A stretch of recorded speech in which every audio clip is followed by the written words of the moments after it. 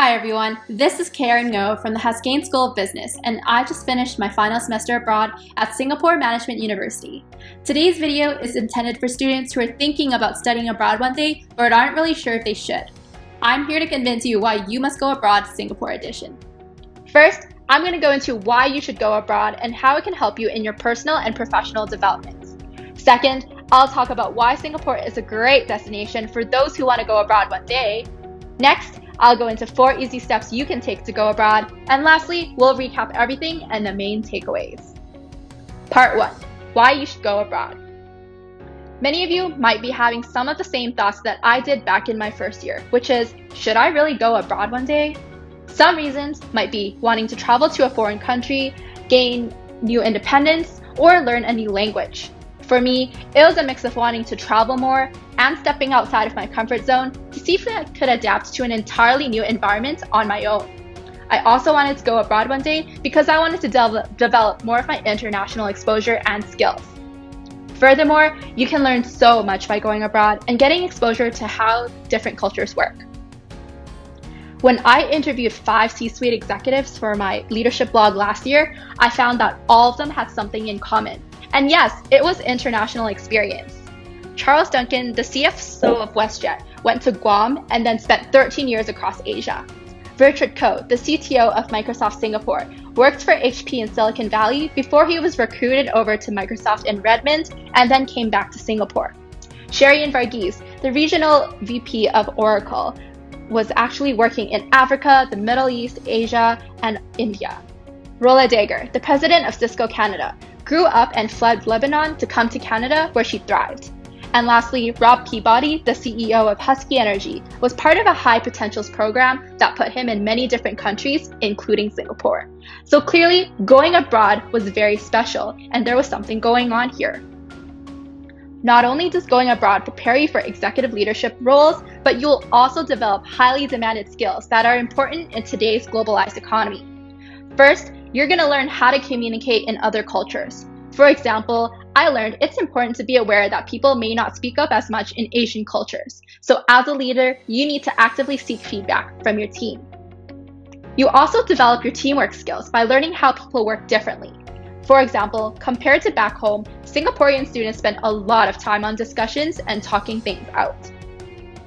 Going abroad also means gaining independence and dealing with a lot of unfamiliarity on your own. So you're going to need to adapt constantly. And lastly, emotional intelligence is becoming more and more essential in the workplace because you need to care about different perspectives and empathize with people better.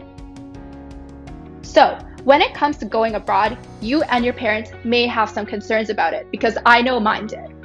I'm going to give you a couple of tips based on my personal experience. The first and foremost would be that it is quite expensive to go abroad. So I really suggest starting a savings plan at least 6 months in advance and making sure that you look for grants and scholarships to fund your exchange.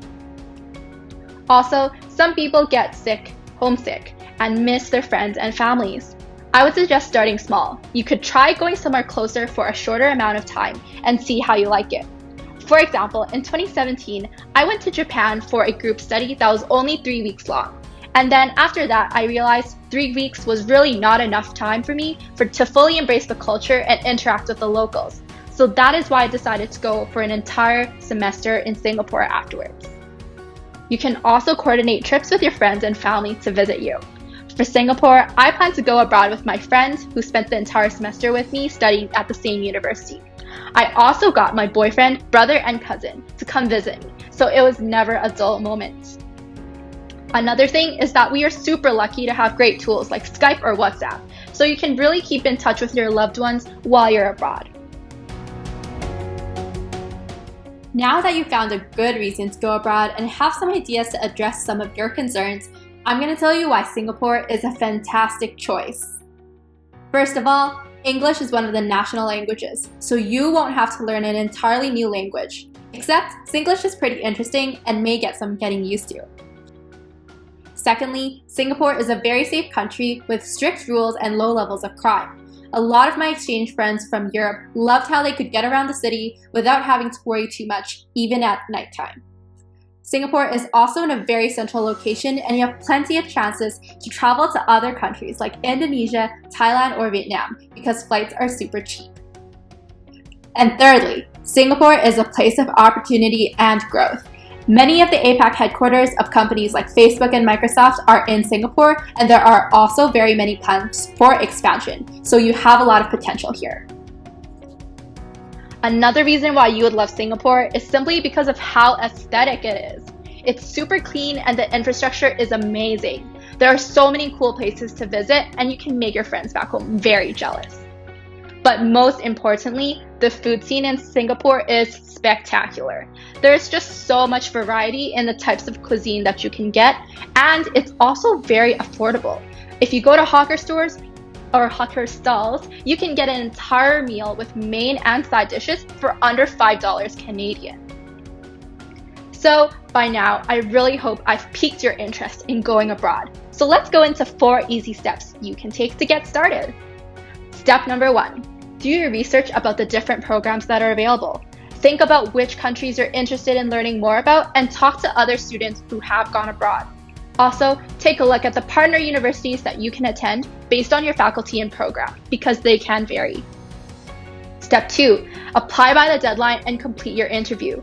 You will mostly need to know which courses you plan to take abroad, so I really recommend that you save a couple of your electives so that the workload isn't too heavy when you want to have lots of fun. And you should also talk to your career and exchange advisors for advice on how to prepare for the interview and emphasize a good reason for why you want to go abroad. Once you've been accepted into the program, it's time to make arrangements. Start looking at flight costs and schedules, but don't book until you have your orientation dates in hand. For me, I made the mistake of booking my flight super early, and even though I chose to arrive a week earlier, I found out later that my orientation date was the day before I planned to arrive, so I had to change my flight, and that cost extra. I would also suggest booking a one-way flight because you may want to travel around your semester, after your semester, and may not know when you're planning to return home. After a few months of preparation, you've finally landed in your new home away from home, and it's time to live your life, make new friends, eat good food, and explore. Now, to end off this presentation, I will recap everything we've just talked about. When it comes to why you should go abroad, it's really for your personal and professional development that you can't get inside the classroom back at home. Not only will you make amazing friends from around the world, you'll also build your emotional intelligence by learning how to collaborate and communicate with people in other backgrounds. You'll also learn more about yourself and how you adapt to new situations, which can help you in your career in the future.